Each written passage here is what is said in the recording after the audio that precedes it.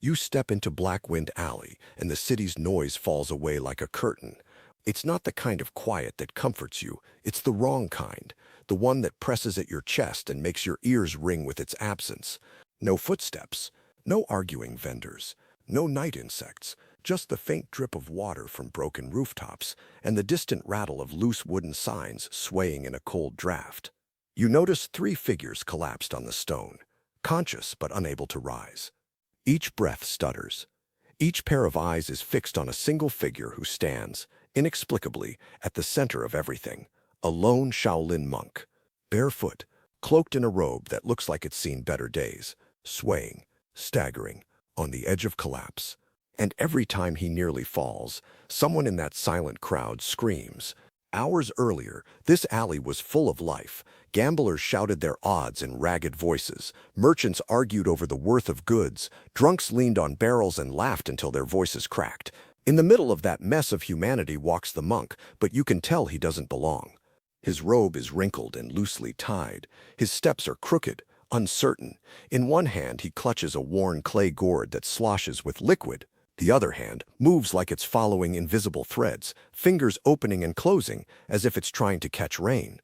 He stumbles into a wooden table and says nothing. He laughs at something only he hears, then trips over his own foot and crashes onto the cobblestones. The alley erupts into laughter. Shaolin. Someone sneers. More like laundry fallen off the line, another jokes.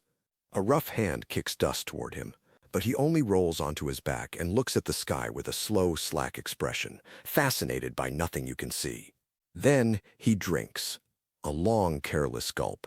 Wine spills down his chin. His body is slack, unfocused, completely defenseless. Or so it looks. The crowd nods, smug and sure. If you were there, you'd lean forward with them, expecting a scuffle or a spectacle. Because in a place like this, weakness invites cruelty. The first attacker isn't brave. He's impatient, a broad-shouldered brawler with a permanent scowl and a reputation built on breaking ribs. He steps forward, irritation written on his face. Move, he grunts. The monk tries to stand, fails, collapses sideways. The crowd laughs. The brawler sighs, annoyed, and grabs the monk's shoulder as if he were a sack. Then the world snaps. One tiny, almost accidental movement. The monk's limp arm twists, his elbow flicks upward. The jab lands against the brawler's jaw with a crack that's loud enough to silence the alley. Before anyone can make sense of it, the monk falls again, flat on his face, still clutching his gourd. The brawler staggers back, stunned, teeth shattered. Confusion ripples through the crowd in a way that smells of fear. No one understands what happened except the monk, who giggles like he's heard a private joke.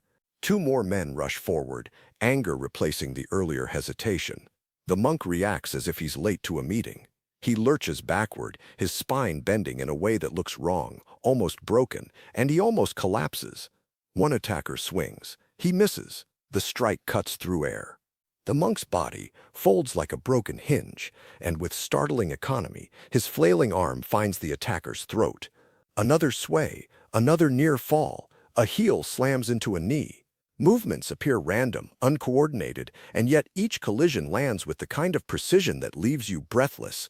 There are no stances, no poses, no readable intent, only imbalance, collapse, and a style that looks like madness. Each impact sounds catastrophic, as if the world were slamming into itself. You watch and realize your heartbeat has matched the rhythm of those blows. Laughter turns to terror. Mockery curdles into silent, shocked breathing. The alley's mood changes like a storm rolling in, sudden and irreversible. The monk doesn't fight like a man in control. He fights like gravity itself, got bored with rules, and decided to invent new ones. From the far end of the alley, something else arrives, a different kind of silence. It belongs to a man who doesn't laugh and doesn't swagger. He moves with measured steps, dark travel garments in place, eyes cold and spare, posture still. You sense professionalism. He doesn't see a simmering drunk. He sees something else, a weapon disguised as ruin. The crowd parts instinctively for him. He approaches the monk like a chess player calculating a last move. The monk keeps swaying, as if oblivious. The hunter watches, waits, evaluates. Then, in a flash of precise motion, he strikes. Fast, clean, lethal. A blade flashes toward the monk's ribs like a streak of moonlight.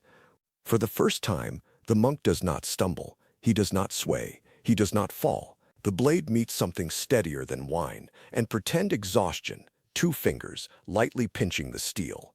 The alley seems to inhale. The monk's head tilts, and the drunken veil is ripped away like smoke. Where there was fog, now there is clarity, a terrible, predatory clarity. Then he moves, not like a drunk, not like a broken thing. He moves like the weather breaking, sudden, forceful, and inevitable. The hunter's wrist is pushed aside with a motion that reads like a sentence ending in a period. The blade spins free. A shoulder slams into a chest like a falling pillar. What follows is a violent cascade. The monk's body erupts into motion, twisting force, collapsing angles, strikes that come from places you didn't know could strike. Knees, elbows, knuckles bludgeon with surgical brutality. The hunter's wrist snaps sideways. He's slammed, tumbled, and brought down against shattered stone. When it ends, the hunter lies crumpled, breathing but broken. The monk staggers, reaching for balance as if he's a man on a tightrope who's forgotten the next step. He raises the clay gourd in trembling hands, takes a slow drink as wine drips down his chin, and laughs.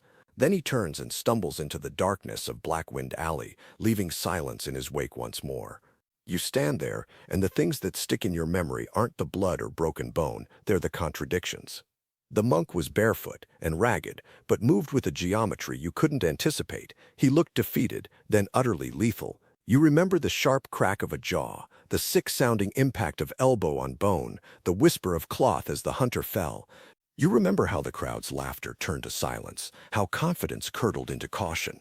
Above all, you remember the lesson. Instability is not the same as weakness. This scene isn't just a fight. It's a reminder about perception and the dangers of quick judgment. People confuse chaos with incapacity, and too often cruelty follows. The monk weaponized mismatch. The unsteady facade served as camouflage. It baited attacks, read opponents, and exploited openings created by expectation. There's something almost poetic about it. The world expects certain patterns, and when someone breaks those patterns, they unsettle and unbalance everyone who relies on them.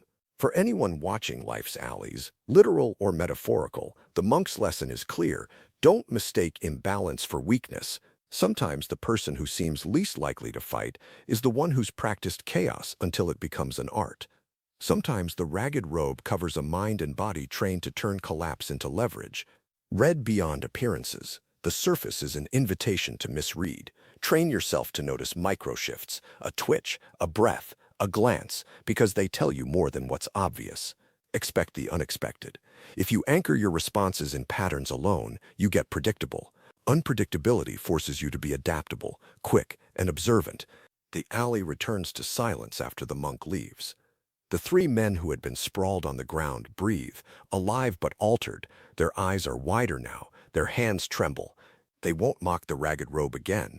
None of them will mistake instability for weakness. You can imagine the city inching back toward its normal noise, but the memory of that night will hang like a shadow, a reminder that things are not always what they seem. As you step away, you can't help replaying the sequence, the stumble, the laugh, the tiny elbow flick, the sudden snap, the blade stopped by 2 fingers. It reads like a parable about surfaces and depths, performance and truth. And in the quiet that follows, you carry a small, new wariness with you, the kind that helps you see beyond appearances and respect the hidden order in apparent chaos.